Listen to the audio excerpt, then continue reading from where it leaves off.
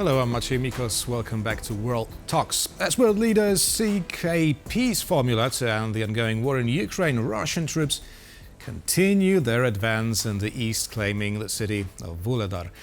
How important is the loss of the city and what awaits Ukraine in the nearest future? To discuss it, we're joined by Andrii Osadchuk, Ukrainian MP from the Golos Party. Good evening. Good evening. Thank you for having me here. Thank you for accepting our invitation. Now, first of all, I need to ask you about Vuhledar. Now, what does it mean to Ukraine to lose the city? Ukrainian defenders have been sitting there for the last 2 years, stopping the Russian advance. Now it's lost. We've heard not that long ago from General Ben Hodges that it basically changes nothing when it comes to the bigger picture. But what's your take on it? Yeah, that's exactly the correct interpretation of what is happening. From strategical point of view, it means almost nothing. From the tactical point of view, Ukrainians are trying to keep our territory as much as it is possible. Mm-hmm. If no sense to stay on certain territory, we prefer to withdraw our troops. And again, we all need to remember when someone is saying that some city like Vuhledar was lost by Ukraine, it's not the Vuhledar, it's the place where Vuhledar was. Mm-hmm. Because yes, unfortunately, all the cities and villages, they are ceased to exist. Unfortunately, Russia is continuing its tactics of burn land, and in fact, so there is nothing there. So even physically, it's very difficult or even impossible to continue any defense if everything is destroyed around. But how do you think Russia will use this victory, as small as it may be? Look, it's not the first, not the second city which we will have to lose because Russia definitely has more forces. That's reality. We don't have the same capacity as Russian Federation. Yes, I see that everyone in the West originally was surprised. Now everyone used to the fact that the Ukrainian army is able to fight with Russia almost on the equal, but they're much stronger. They have much more people. They doesn't value their people. So they did not count the losses. They have more ammunition and on and on and on. So that's why we keep defense as much as possible. If it has no practical sense, definitely the Ukrainian military leaders take a decision to withdraw our troops for better defense positions. Talking about practical sense, what purpose does the incursion into the Kursk region have for Ukraine? Because it seems that the initial idea was to make Russia withdraw some of its troops from the difficult section of the front line. That is exactly where Vuhledar has fallen, and to make them fight for Russia itself. Did it work? Yes. Yes. In what way? In many ways. Look, Kursk operation was extremely risky, but extremely brave decision of Ukrainian military commander to try to change the picture of the war, to try to show the Russians that we can act asymmetrically, to show to our allies that we're not just consuming military resources, but we may act differently. Because the only way for Ukraine to succeed is to do something differently. All our successes in these 31 months was linked to asymmetrical operations, as it was in Kherson, as it was in Kharkiv region in 2022, and the same in Kursk. Secondly, Russians cannot watch the war on TV. They must understand what the war is. We are defending ourselves using all possible measures. And our operation in Kursk definitely also has direct military intention because they already relocated a lot of forces. More than 50,000 of Russian soldiers were relocated to Kursk region. But the fact that they are not able to push out Ukraine from Kursk region is a good confirmation that they don't have enough resources. So that's why I think till today, the entire Kursk operation brings a lot of political and military value for Ukraine. But nevertheless, as I said before, it was extremely risky decision, but you cannot succeed without taking high risk. I think the final result of Kursk operation will be understood in several months, not earlier. But for the moment, yes. I think the decision was extremely brave and extremely right. Right. Now, talking about several months, the cold season is coming, usually the time where grand military operations stop for a while. But we know that's not the case in Ukraine. What do you think we should expect something else, something on a diplomatic front? Just a few seconds about winter. Yeah. It's so fun to listen to this comment, because we're listening to this comment third year at row. Yeah. If you remember autumn 2022, everyone was saying, oh, winter will come, so the battlefield will slow down. It didn't happen.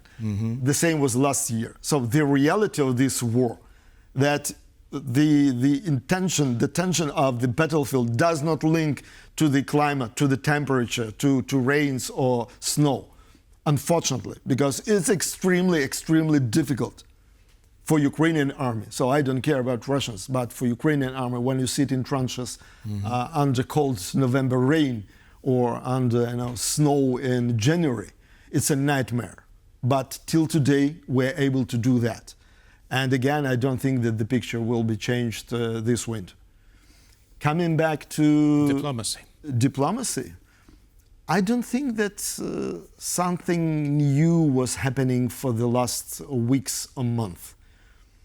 If you remember, starting, I think, May, June 2022, when Russia understood that all the strategy of Blitzkrieg fully collapsed, they were looking for some options to slow down the war in Ukraine. They were looking for the window to exit from the war. Definitely they were not ready, and they are not ready today to agree that they did something wrong. Simultaneously, all big players, they were trying to play this peaceful game, offering different so-called peaceful plans. If we will count all the plans which we heard for the last 31 months, it will be, I think, 15 or something like that. You remember African peaceful plan, sure. Several iterations of Chinese peaceful plan, so on and so forth. The fundamental problem when someone pronounces the words peaceful plan, that one should have the answer on the question, does Russia want any negotiations? The answer is no, because till today, in Putin's vocabulary, the word negotiation, which he pronounced from time to time, means surrender of Ukraine with the West. That was original target of the attack to Ukraine, because it was attack on Ukraine and on the West. So that's why till today, any negotiations, with Putin can be started only when he will put on the table his so-called Russian constitution, which already has occupied Ukrainian territories. For him, it's Ukrainian territories. That's the only legal fundamental for him to act. So that's why it was and it is blackmail for the West. So that's why till today, unfortunately, no one can offer some clear roadmap how the war can be ended without collapse for Ukraine and without collapse for the West. No model. And one of the basic reasons why this model is not on the place, because till today, unfortunately, there is no not only unanimous view, but there is no even a model in the West about future of Russian Federation. So this model does not exist. Nobody knows what to do with Russian Federation when the active combat actions will be stopped, when the war will be finished. So what to do with them? Because another question, what is the architecture of the global safety and security? How United Nations Security Council can operate having this reality of Russian Federation? Simultaneously, you know better than me that, for example, United States, they still Soviet times until today, they're afraid of any defragmentation of Russian Federation because they have the theory that it will bring a lot of reasons. For good reasons. No, but believe me, the Russian Federation as an aggressor and winner will create much more problems for the West than any defragmentation of Russian Federation, which is possible due to many reasons. I'm glad you touched upon the United States, because in 30 days, more or less, we'll learn the name of the new president of the U.S., whether it will be Kamala Harris or Donald Trump. Now, if Kamala Harris wins, do you think there will be any change in their approach to the ongoing war? And if Donald Trump wins, what does it mean for the Ukrainian future? First of all, we were and we are extremely thankful for United States of America for that support which they provide to Ukraine. We can speculate a lot, is it was in time, is it was enough, but I'm sitting and talking to you in this studio only because the United States of America was supporting Ukraine during all this 31 months of extremely deadly and bloody war in Ukraine. It's reality. So that's why we're extremely thankful for that. Secondly, we were fighting and we are fighting for bipartisan support in the United States. We respect any decision of US voters, any decision. And the result, any result of the election in the United States will mean just one thing for Ukraine. For sure, all the team will be changed. Regardless if it will Kamala or Donald. So everyone who is taking top positions in State Department, in CIA, everywhere, it will be a new people.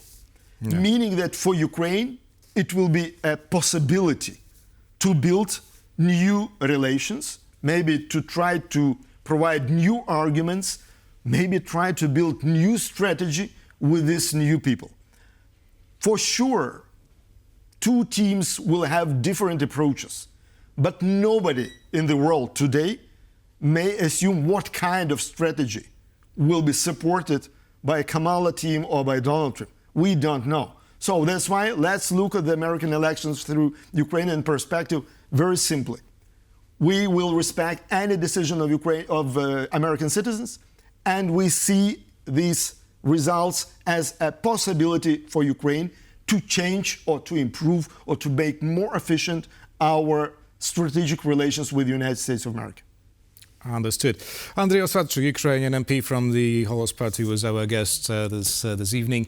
Thank you so much. It was a pleasure, as always.